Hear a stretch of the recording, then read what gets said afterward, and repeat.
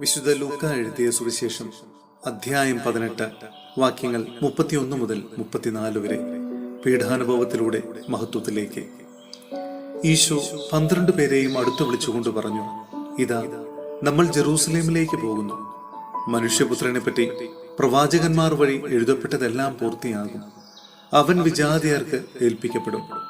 അവർ അവനെ പരിഹസിക്കുകയും അപമാനിക്കുകയും അവന്റെ മേൽ തുപ്പുകയും ചെയ്യും. അവർ അവനെ പ്രഹരിക്കുകയും വധിക്കുകയും ചെയ്യും. എന്നാൽ 3-ാം ദിവസം അവൻ ഉയർത്തെഴുന്നേൽക്കും. ഇവയൊന്നും അവർ ഗ്രഹിച്ചില്ല. ഇക്കാര്യം അവരിൽ നിന്ന് മറയ്ക്കപ്പെട്ടിരുന്നു. അവൻ പറഞ്ഞവ അവർ മനസ്സിലാക്കിയതുമില്ല.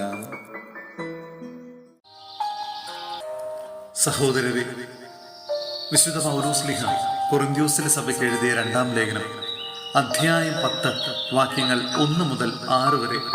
പൗലോസിന്റെ ന്യായവാദം. അടുത്തായിരിക്കുമ്പോൾ വിനീതനും അകന്നിരിക്കുമ്പോൾ തന്റേടിയുമെന്ന് നിങ്ങൾ കരുതുന്ന പൗലോസായ ഞാൻ ക്രിസ്തുവിന്റെ സൗമ്യതയുടെയും ശാന്തതയുടെയും പേരിൽ നിങ്ങളോട് അഭ്യർത്ഥിക്കുന്നു. ഞങ്ങളെ ജഡികന്മാരായി കരുതുന്ന ചിലരുണ്ട്. അവരെ ധീരമായി നേരിടാമെന്ന ആത്മവിശ്വാസം എനിക്കുണ്ട്.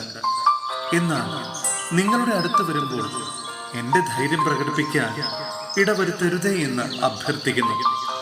ഞങ്ങൾ ജീവിക്കുന്നത് ജഡത്തിലാണെങ്കിലും ജഡിക പോരാട്ടമല്ല ഞങ്ങൾ നടത്തുന്നത്. എന്തുകൊണ്ടെന്നാൽ ഞങ്ങളുടെ സമരായുധങ്ങൾ ജഡികമല്ല.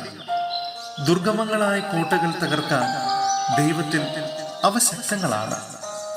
ദൈവത്തെ പറ്റിയുള്ള അറിവിനെതിരായ വാദമുഖങ്ങളെയും ഔദധ്യപൂർണമായ എല്ലാ പ്രതിബന്ധങ്ങളെയും ഞങ്ങൾ തകർക്കുകയും ക്രിസ്തുവിനെ അനുകരിക്കേണ്ടതിനെ എല്ലാ ചിന്താഗതികളെയും കീഴ്പ്പെടുത്തുകയും ചെയ്യുന്നു.